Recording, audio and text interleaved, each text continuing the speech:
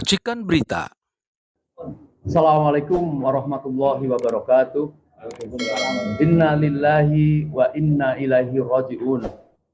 Allahumma afris alaina sabron wa sabit aqdamana wa ansurna alal qaumil munafikin qaumil mudhalimin.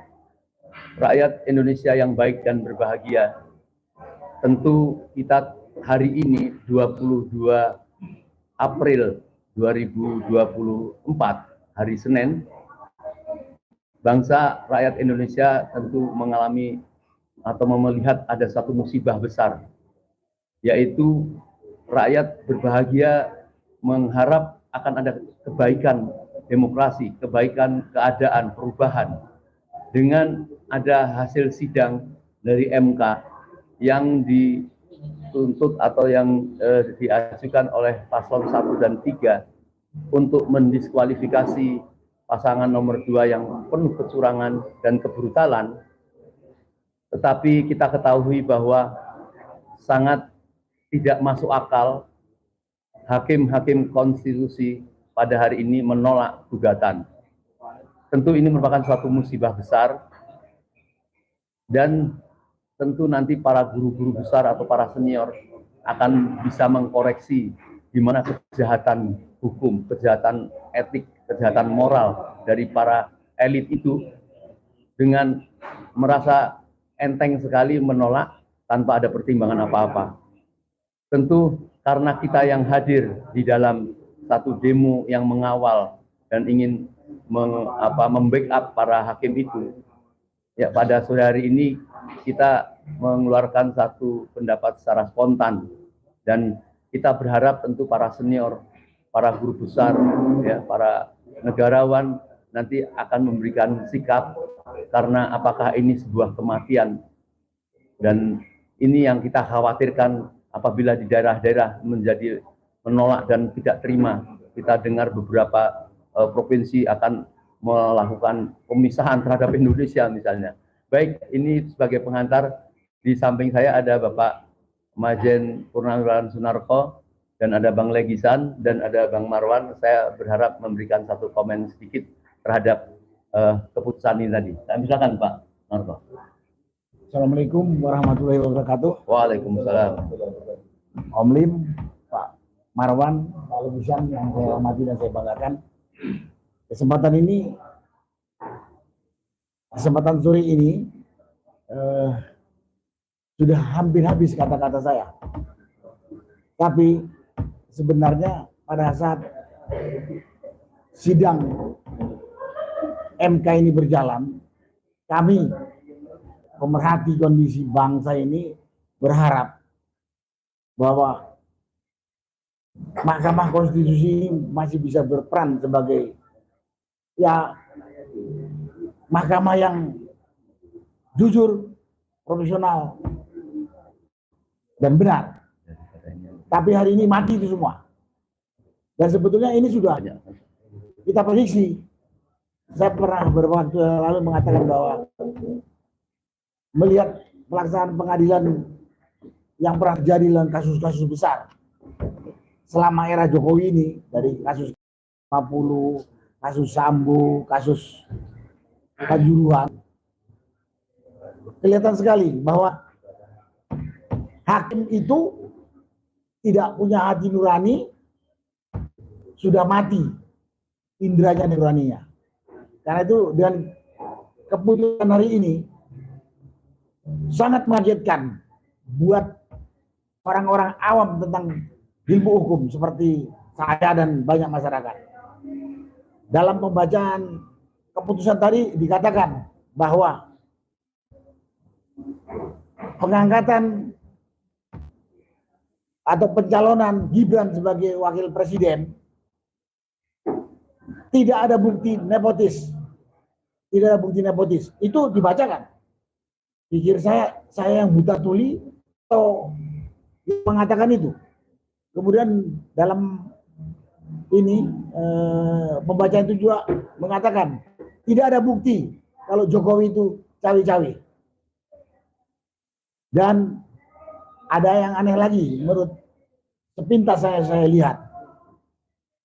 Ketua Mahkamah Konstitusi Suharyoto dulu menolak Gibran. Suhartoyo dulu menolak Gibran untuk calon wakil presiden. Sekarang dia mendukung. Ada apa ini?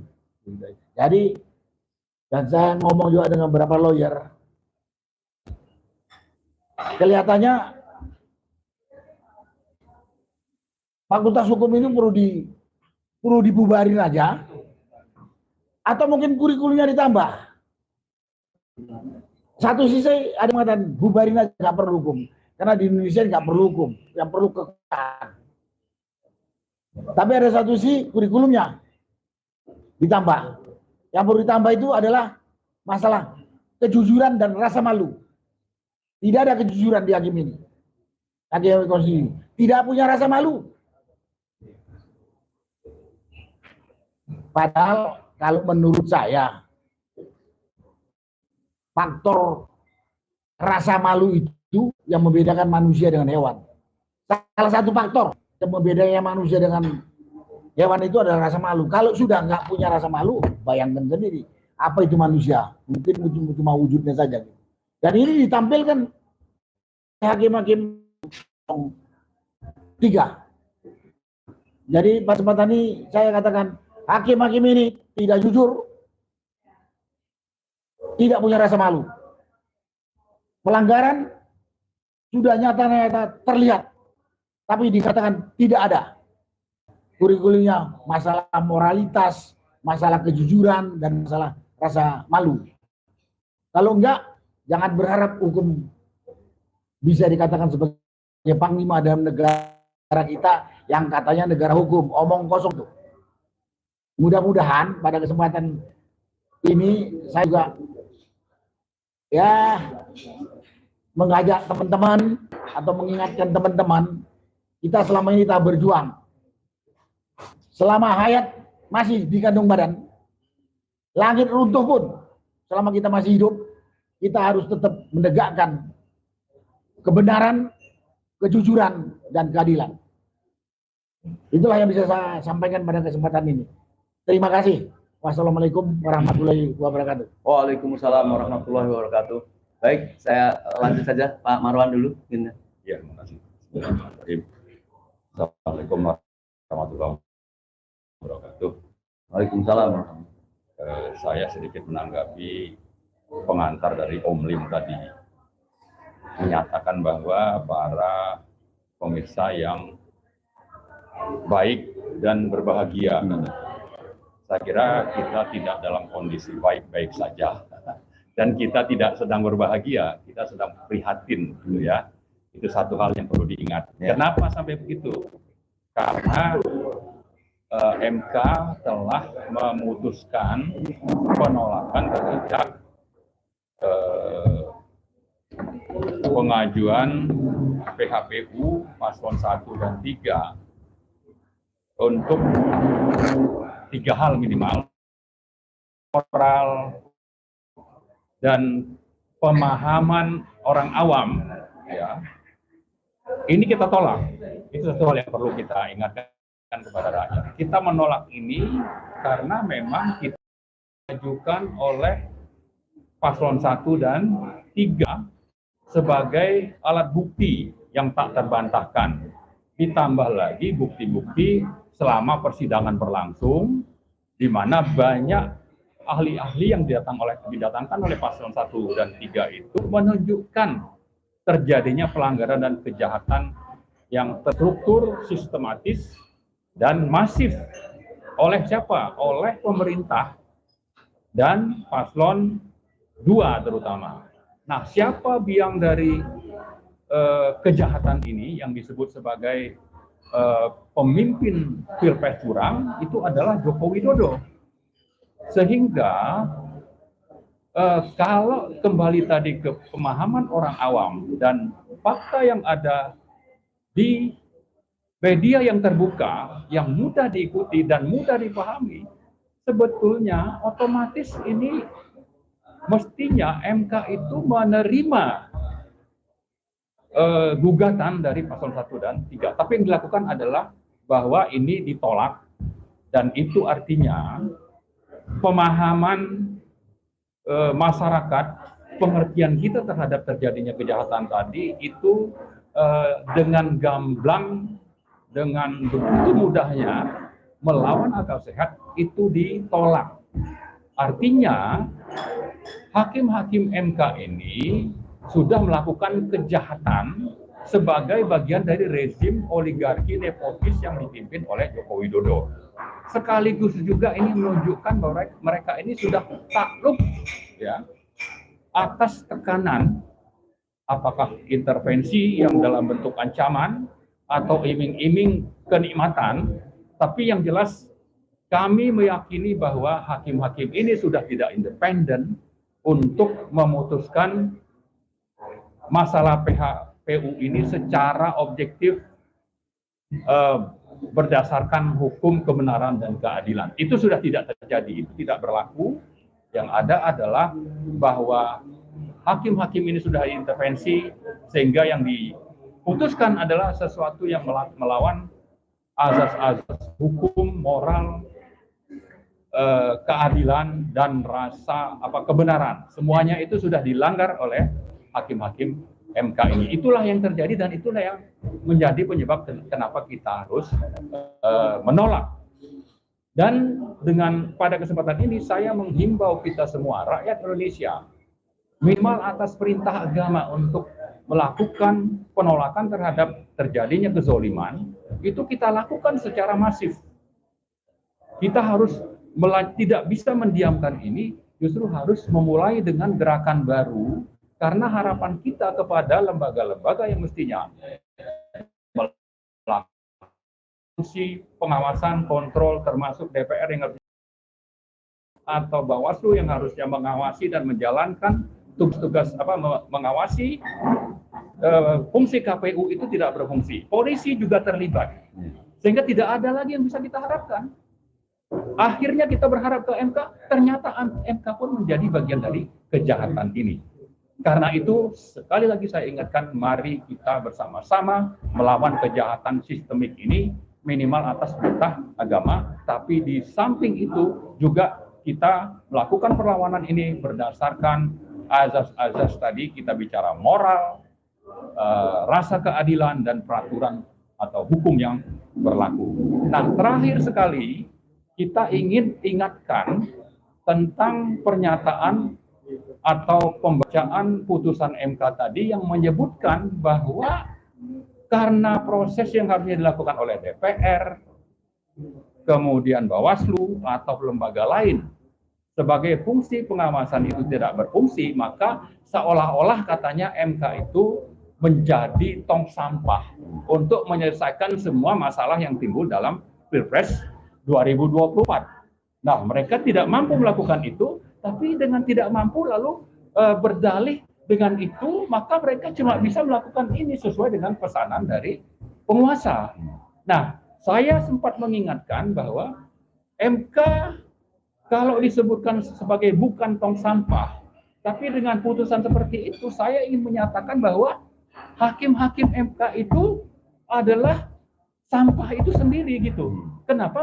Karena memutuskan sesuatu yang sebetulnya bertentangan dengan prinsip-prinsip hukum, keadilan, dan kebenaran yang saya sebutkan di atas. Jadi karena itu, mari kita lanjutkan perlawanan. Kita tidak mau diperintah oleh rezim yang merupakan kolaborasi dari penjahat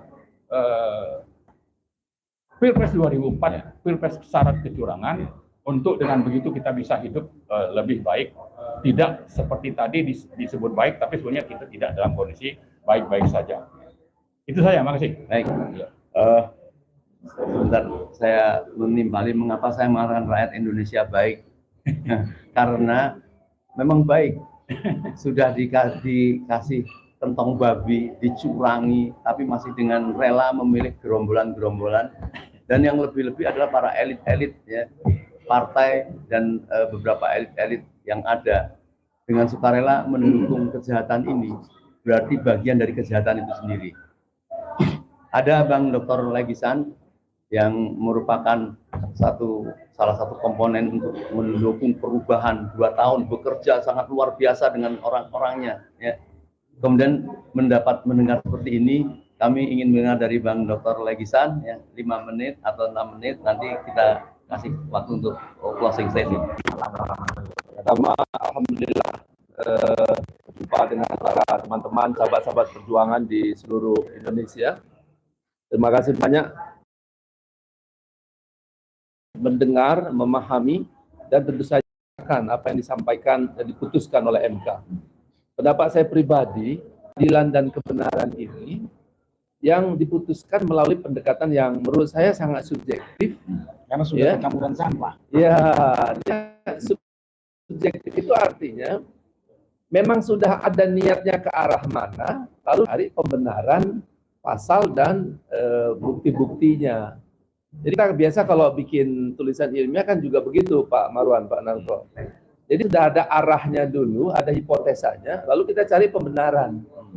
Nah, jadi saya menilai seperti itu. Nah, oleh karena itu MK yang tadinya kita pandang sebagai lembaga yang sangat hebat, sangat bermartabat, punya marwah yang sangat tinggi begitu, mendengar suara nurani keadilan dari Tuhan, menjadi hanya hukum acara formil biasa. Ya, saya tidak menemukan kesungguhan di mana menemukan keadilan yang sesungguhnya. Saya memperhatikan betul argumentasi 01, 03 dan juga argumentasinya Hakim MK. Nah, tapi begitu saya bandingkan, begitu ringannya saja dia membuat argumentasi hukum itu yang hanya bersifat formil biasa. Ya, tidak terasa di dalam hati saya ada kesungguhan untuk mendengar nurani keadilan dari Tuhan. Itu pertama. Oleh karena itu mungkin bisa dikatakan di situ Mahkamah Konstitusi itu kok sepertinya hampir-hampir menjadi mahkamah kekuasaan.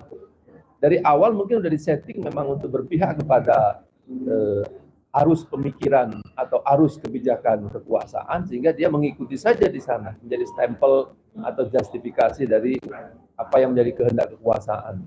Tetapi sesungguhnya teman-teman seperjuangan di seluruh Indonesia, bahwa sepatutnya kita ingin mengatakan bahwa kalau MK itu telah menjadi mahkamah kekuasaan, percayalah bahwa di atas mereka ada mahkamah Allah yang memiliki kekuasaan yang maha tinggi.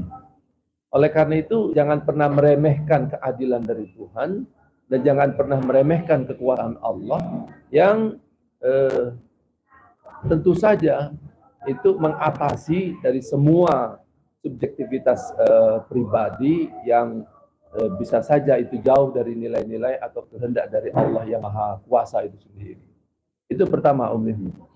Nah, oleh karena itu keputusan MK itu kami pandang ini keputusan yang tidak boleh membuat rakyat Indonesia kalah.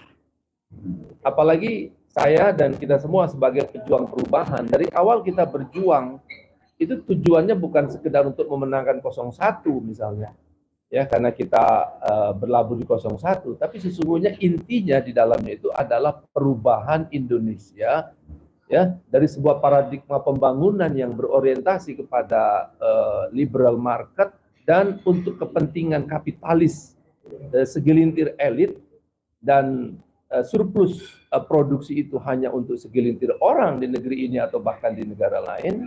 Itu harus diubah menjadi sebuah paradigma pembangunan yang berdimensi atau bertujuan untuk mendistribusikan kekayaan dan hasil produksi ekonomi itu untuk sebesar-besarnya kemakmuran rakyat. Dan itu sebetulnya implementasi dari pasal 33 Undang-Undang Dasar 45 itu.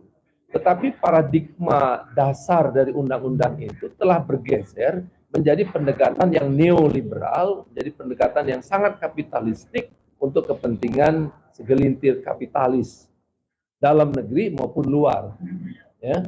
Nah, ini tentu saja bisa dikaji lebih dalam lagi, hubungannya tentu saja dengan kemana kiblatnya pemerintah ini mengarah, gitu ya.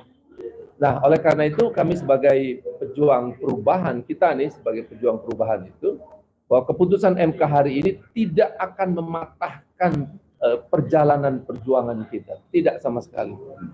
Ya, bahkan kalau kita mengatakan bahwa kita sudah kalah, salah sebetulnya Om Lim.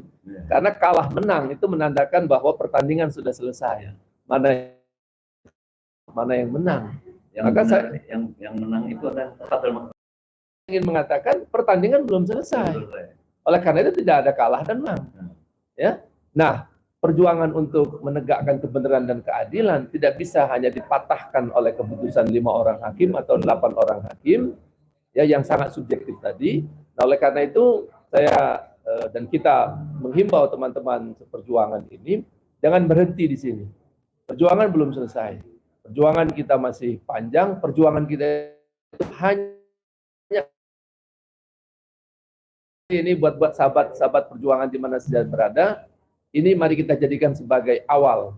Kalau tadi Pak Marwan mengatakan ini sebagai malapetaka, mungkin ini bencana besar bagi penegakan keadilan, kebenaran di dalam mengelola Indonesia. Artinya hari-hari ke depan itu adalah hari-hari yang sangat challenging, sangat penuh tantangan, dan mungkin perjalanan akan lebih mendaki lagi. Karena kita akan berhadapan dengan kekuasaan yang penuh dengan abuse. Ya. Jadi ada banyak mungkin tindakan-tindakan kekuasaan yang nanti akan lebih brutal lagi, ya, melukai atau merusak keadilan dan kebenaran di negeri kita.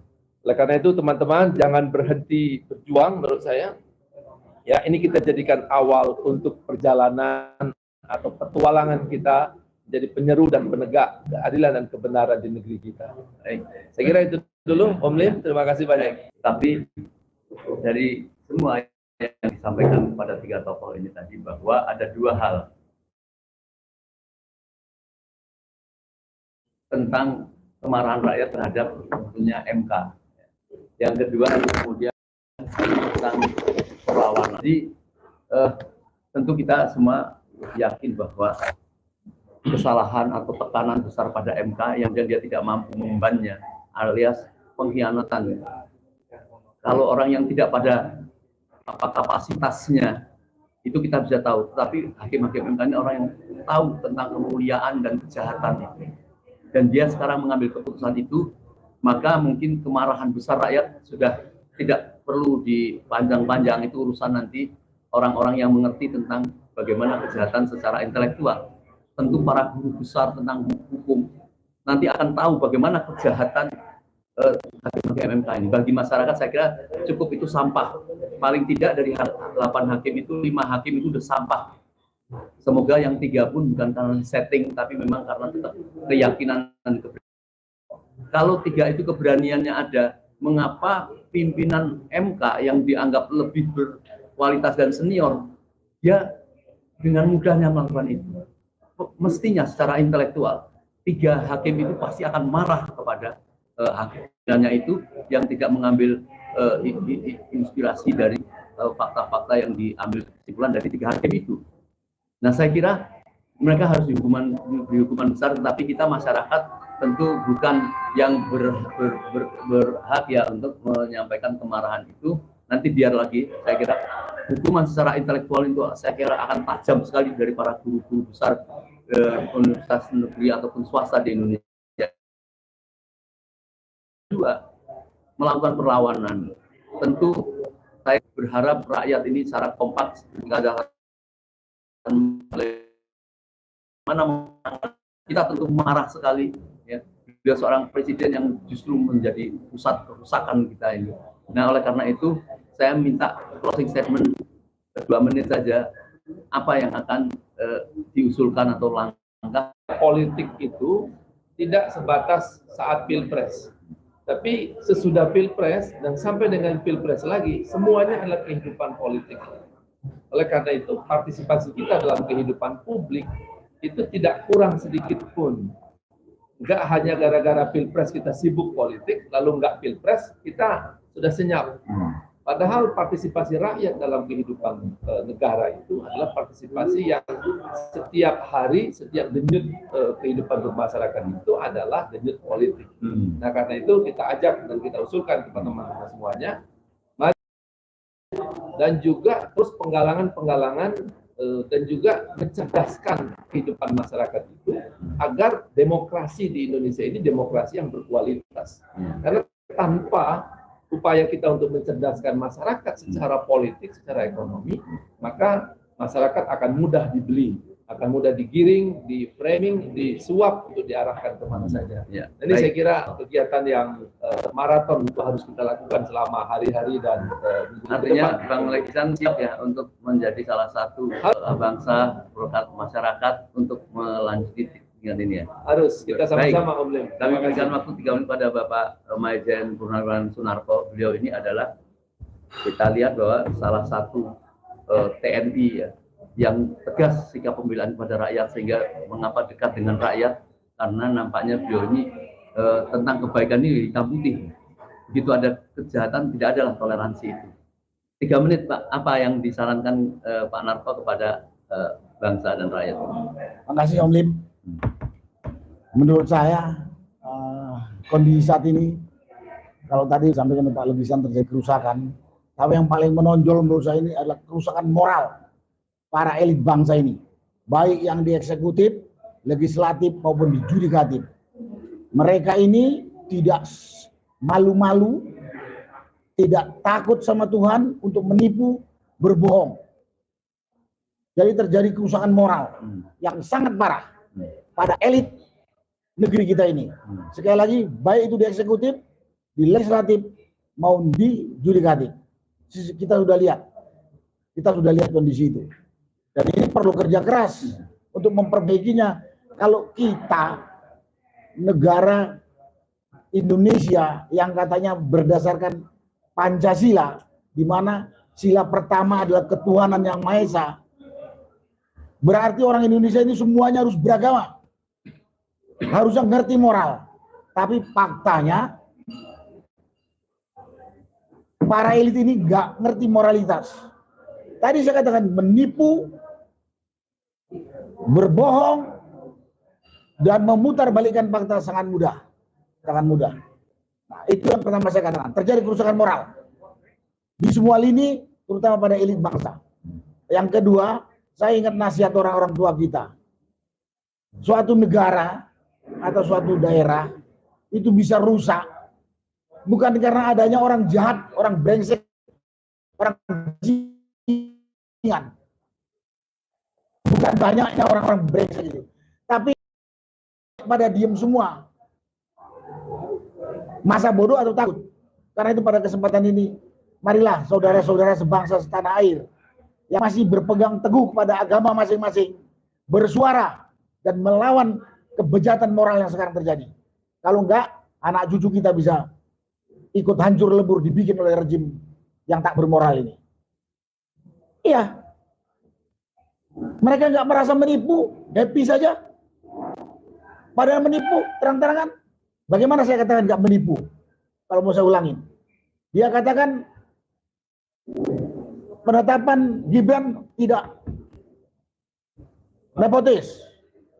Dia katakan bahwa bansos tidak melanggar undang-undang. Apa nggak penipuan itu kepada publik? Belum lagi yang lain-lain. Nah, karena itu, marilah pada saudara-saudara sebangsa setanah air yang masih betul-betul menyadari bahwa negara ini perlu kita perbaiki, ikut bersatu, berjuang, bersuara, menegakkan kebenaran. Kuat. Sekian, terima kasih. Jadi jelas sekali harapan Pak Narko. Semua orang-orang baik yang banyak di Indonesia ini harus peduli, harus bertanggung jawab menghadapi satu kejahatan yang terstruktur, yang luar biasa ini. Saya kira mungkin itu. Terakhir dari Bapak Dr. Marwan Batubara, seorang peneliti yang saya kira bukan hanya mengkaji persoalan-persoalan minerba, ternyata beliau peduli dengan para sahabat-sahabatnya, ya, Profesor Antoni dan lain-lain, selalu melakukan kajian-kajian terhadap apa yang menjadi kebijakan pemerintah yang tidak bijak itu. Saya kira mungkin Marwan dalam sikap seperti ini 2-3 menit dalam closing statement ajarkan kepada masyarakat. Ya, terima kasih Om Lim. Ada 2 hal ya. Pertama, kita perlu memahami putusan MK yang bermasalah dan zalim itu. Bahwa mestinya putusan itu didasarkan kepada prinsip-prinsip moral, etika, konstitusi, hukum, dan bisa juga sampai ke aspek sosial. Jadi ada banyak aspek yang harusnya menjadi dasar bagaimana putusan itu dibuat. Sehingga diperoleh nantinya itu adalah putusan yang benar dan adil. Nah, tapi faktanya yang dijadikan dasar utama itu adalah pertimbangan politik. Nah, kalau pertimbangan politiknya itu benar, mungkin kita juga bisa terima. Masalahnya, pertimbangan politik ini dilakukan atas dasar pertimbangan politik yang kotor dan zolim. Tidak peduli dengan prinsip-prinsip moral atau agama. Jadi politik tanpa agama itu ya akhirnya lahirlah putusan yang zolim seperti ini. Itu yang harus menjadi dasar pemikiran kita. Dan ternyata keputusan zolim ini dihasilkan oleh orang-orang terdidik. Banyak profesor, banyak juga guru-guru besar yang menjadi pembela.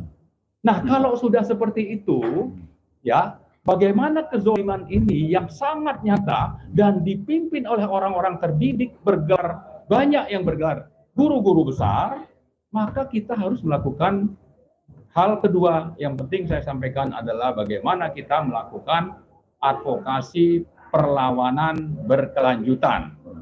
Nah, bagaimana itu kita lakukan? Maka kita perlu melakukan konsolidasi. Kita perlu menyatukan langkah ke depan secara terencana dan setelah mempertimbangkan banyak hal agar advokasi ini bisa terlaksana. Nah, salah satunya yang penting adalah bagaimana agar himbauan yang sudah dilakukan oleh guru-guru besar di lebih dari 2.000 kampus atau 2.200 kampus di Indonesia ini menjadi leader di masing-masing daerah.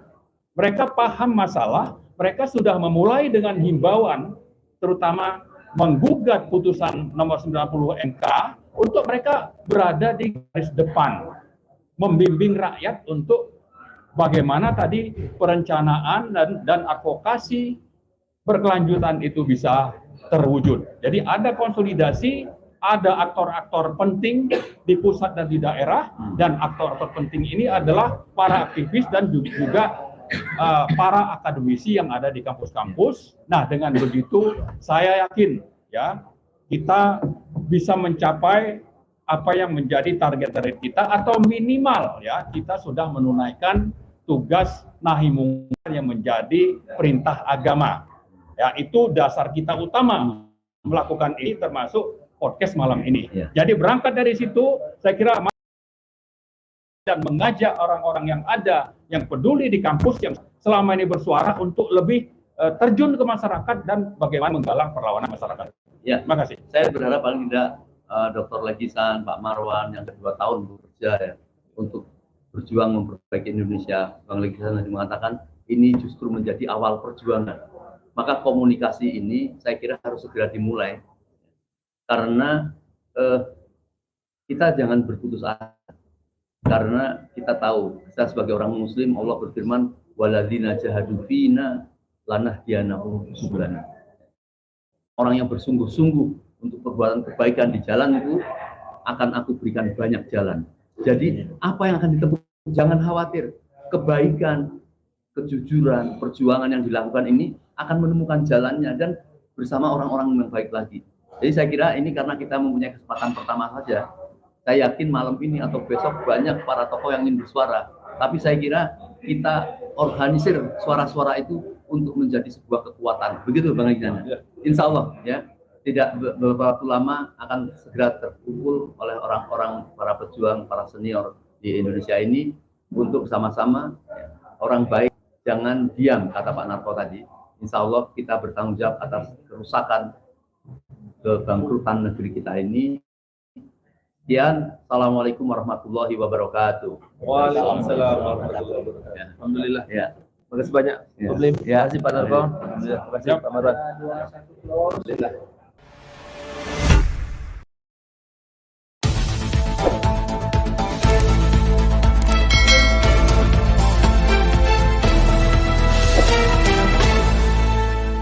Racikan Berita